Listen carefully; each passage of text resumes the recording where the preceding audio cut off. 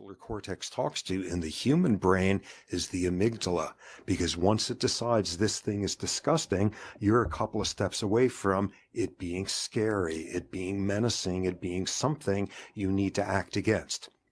If moral outrage was this abstraction, this sort of distanced sort of state, it would be hard to pick up a head of steam to really be able to act against it. The viscera, your stomach churning, that's where the force comes to make a moral imperative. That's great. But then there's a downside, because the insular cortex is not very good at remembering it's only a metaphor that you were feeling disgusted.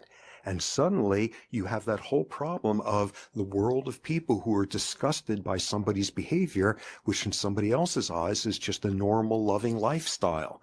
Disgust is a moving target in time and space. And there's the danger to decide that being morally disgusted by something is a pretty good litmus test for deciding between right and wrong. And we sure know all the ways in which that can get you into trouble.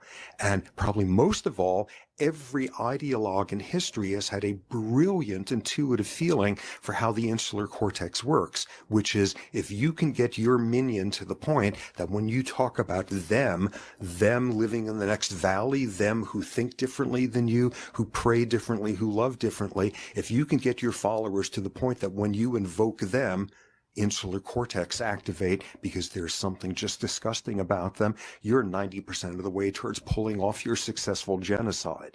A key to every good sort of genocidal movement is taking them and turning them into being such infestations and malignancies and whatevers that they hardly even count as human anymore.